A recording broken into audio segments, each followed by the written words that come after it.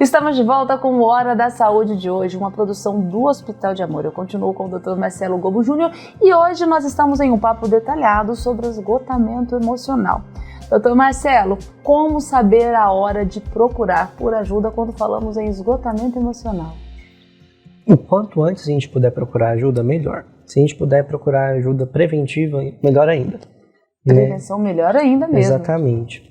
O que a gente pode fazer para poder identificar que as coisas não estão boas? Geralmente, a gente vai ser informado por agentes externos de que a coisa não está indo muito bem. Eles nos dão um alerta. Sim, então geralmente a nossa rede de suporte, quando ela é bem construída, vai perceber as alterações do nosso comportamento melhor do que a gente mesmo. Eu vi uma mensagem dessas de rede social de internet que burnout acontece quando a gente passa muito tempo afastado daquilo que nos torna humanos. Então, isso é um bom indicativo. Quando a gente passa muito tempo no piloto automático, como se a gente fosse um robô, uma máquina, né, acima da nossa capacidade e do nosso limite. E aí a gente não está falando aqui de capacidade linkada à competência, a gente está falando de capacidade como limite físico mesmo, com privação de sono, com privação de ingesta das refeições, com privação das atividades de lazer. Então, o ideal é que eu procure ajuda antes que os danos estejam instalados. Mas assim que eu percebo que eu estou tendo prejuízo, né, que eu não estou tendo uma qualidade de vida grande, é o momento de procurar ajuda. Você falou sobre o burnout, o esgotamento emocional e burnout, eles são a mesma coisa? Sim, o burnout, a síndrome de burnout, ela envolve esgotamento profissional e emocional. Né, como se o esgotamento emocional estivesse contido ali dentro. Sim, ele é uma das facetas. Isso. Você falou primeiro sobre essa rede de suporte. E quando não existe essa rede de suporte, a coisa fica mais complicada? Uma das questões que a gente pode envolver como solução ou como uma das vias de solucionar essa questão do esgotamento é a construção da rede de suporte. É um dos fatores protetores para os ambientes estressores, tanto no trabalho quanto em casa, é a sensação de pertencimento. Entender que eu tenho com quem contar. Quando a gente vai para a literatura especializada, a gente vê que a atribuição de papéis é muito protetora, a resposta de feedbacks constantes também é muito protetora, e essa questão de suporte, de perceber que o ambiente é suportivo, é capaz de dar suporte. Então, construir uma rede de apoio é fundamental. Como que eu construo rede de apoio? Importante saber essa dica valiosa. Sim. Eu não preciso ter uma lista enorme de amigos, por exemplo. Eu preciso ter alguns amigos que sejam relações sólidas, que eu sinto que eu tenho com quem contar. Isso é mais protetor, inclusive, do que uma grande quantidade de amigos. Até mesmo porque se eu tiver muitos amigos, são relações que são difíceis de serem cultivadas. E sendo difíceis de serem cultivadas, elas vão se tornar superficiais, elas não vão ter tanto benefício protetor. Então, eu posso ter várias amizades, vários conhecidos, mas eu preciso ter um núcleo que eu sinta como sendo o meu local de pertencimento. Aquelas pessoas com quem eu posso contar. Exatamente, em que eu tenho um alto grau de confiança. Isso pode ser estabelecido com a família, fora da família, com pessoas do trabalho, com pessoas fora do trabalho. Isso é o principal, eu construir essas relações e manter essas relações. Eu não posso deixar que essas relações sejam muito reduzidas em número, uma ou duas, porque eu acabo sobrecarregando essas relações em alguns momentos. Então, eu preciso ter uma quantidade suficiente, né? Então 5, por exemplo, para que eu possa equilibrar essas demandas e ter com quem contar e manter essas relações em equilíbrio. Porque a nosso convívio, a proximidade humana uns com os outros, faz com que a gente acabe fazendo algumas feridas uns nos outros, tendo tensões uns com os outros, e aí a gente vai precisar exercitar o reparo, o perdão, né? E justamente por conta disso, que eu ter uma rede de suporte, justamente uma rede, me faz ficar mais protegido, que eu não sobrecarrego, não tensiono uma única relação. Cultivar relações saudáveis, em outras palavras. Exatamente. Marcelo, uma pessoa em esgotamento emocional, ela pode destruir esses laços, ela pode destruir relações? Sim. E acabar com essa rede? Pode acabar acontecendo o contrário? A fuga da rede é um dos sintomas que fazem a gente perceber que é hora de procurar ajuda. Inclusive, talvez seja um dos primeiros sintomas que a rede reporta pra gente, né? Então, quando a gente começa a se esquivar de estar em contato com pessoas, se esquivar de estar junto das pessoas que nos faziam bem, ou que a gente gostava de estar perto, vai se ficando recluso. Geralmente, quando a gente tem essas relações que são protetoras, que estão cuidando e nos amparando, vai se perceber a nossa ausência, essa falta. E a percepção dessa falta, dessa ausência, é que vai gerar, às vezes, o indicativo de, nossa, eu não estou mais tendo o comportamento que eu habitualmente tinha. Se isso gera, às vezes, um desconforto, porque eu escolhi mudar um comportamento intencionalmente, né? Tudo bem, mas quando eu percebo que eu não me dei conta daquilo, estou mais recluso, perdi o prazer naquilo, estou fugindo de ter contato com essas relações que eu gostava de ter e não coloquei outras relações próximas, né? E às vezes eu posso perder afinidade com um determinado grupo e me afinizar com outro grupo, mas se eu percebo que eu só estou me isolando, né, e o grupo percebe, sente a minha falta, é o momento de eu me questionar se eu não estou além do meu limite, ou se eu não estou me dedicando demais a uma determinada atividade que vai gerar essa estafa, esse esgotamento. Marcelo, você falou sobre prevenção do esgotamento emocional. Como prevenir esse esgotamento? É possível? É possível. A gente pode cultivar aquilo que faz a gente, né? Aquilo que nos torna humanos. Então, focar naquilo que tem valor pra gente e equilibrar os nossos aspectos de vida. A nossa saúde física, mental, espiritual, financeira, no trabalho, ambiental, nos afetos, passar pelas dimensões da saúde e do bem-estar.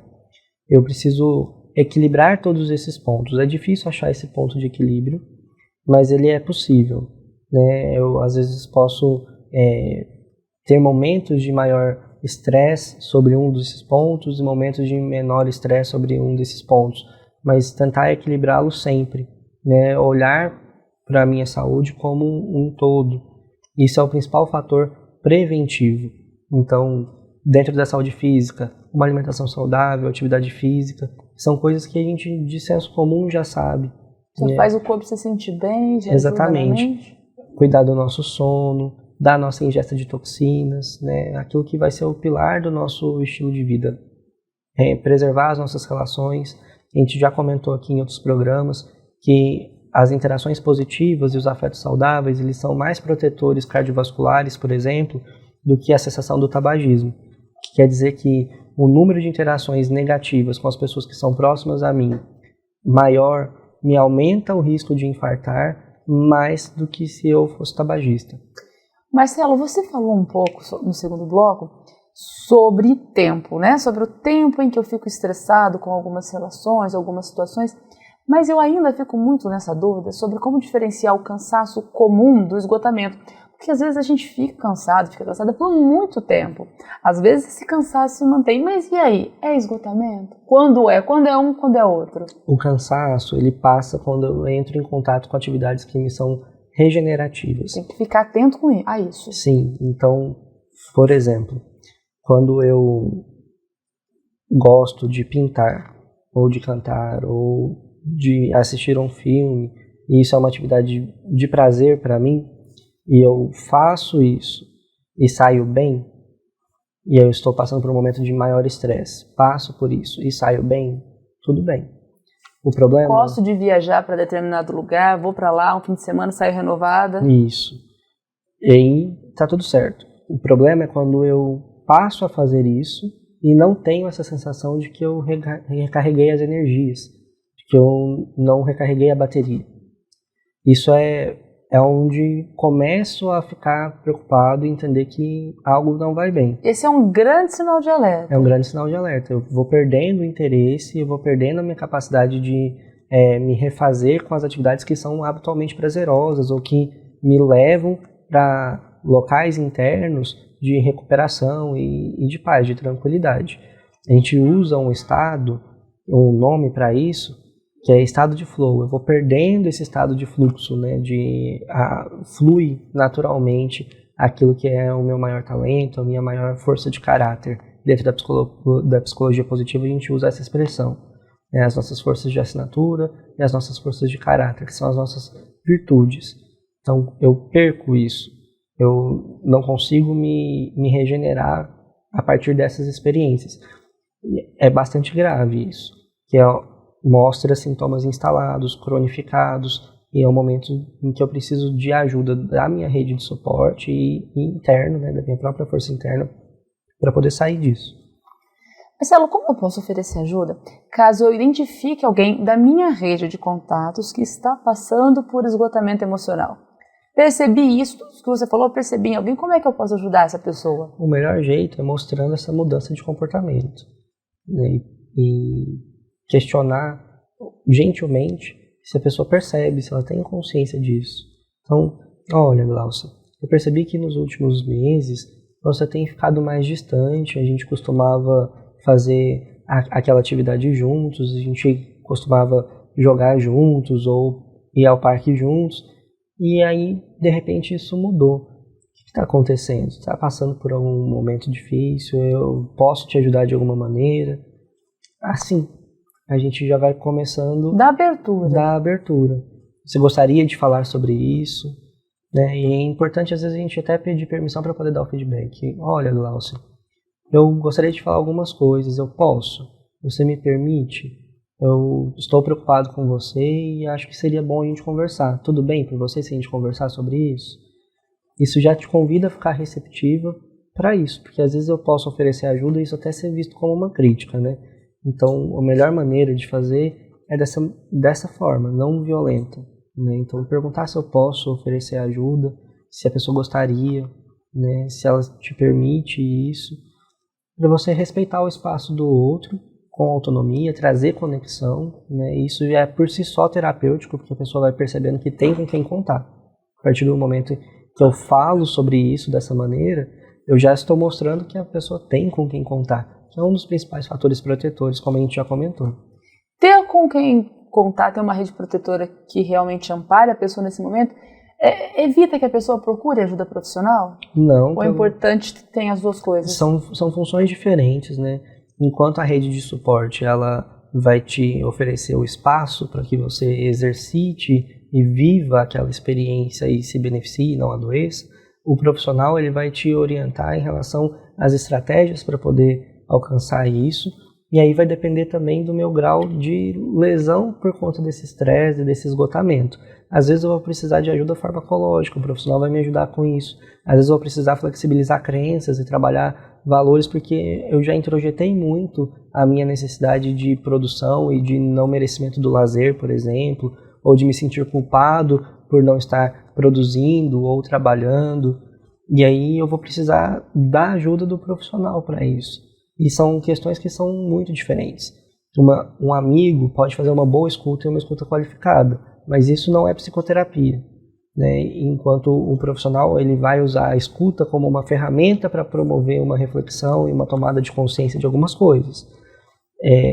A gente tem um hábito de não escutar muito bem uns aos outros, né? Fazer uma boa escuta é fundamental para que eu exerça uma amizade que seja produtiva, frutífera, né? Mas isso não é psicoterapia. Às vezes eu vou utilizar ferramentas que o profissional que pratica psicoterapia, usa, né? Para poder fazer uma escuta qualificada, mas uma coisa não é sinônimo da outra, né? Ter as mesmas ferramentas não significa exercer a mesma função. Eu tenho um martelo em casa, isso não faz de mim um marceneiro. Eu ter um serrote em casa não faz de mim um marceneiro. Eu saber usar o martelo, saber usar o serrote, também não faz de mim um marceneiro. Mas eu posso utilizar isso no meu dia a dia e ter vantagens, né, e facilitar a minha vida. Obrigada mais uma vez, Marcelo. Você continua aqui com a gente hoje, né? A gente continua junto sim, Glaucia. E você continua com a gente também. Daqui a pouquinho, depois do intervalo, é possível se recuperar totalmente do esgotamento emocional? A gente já volta.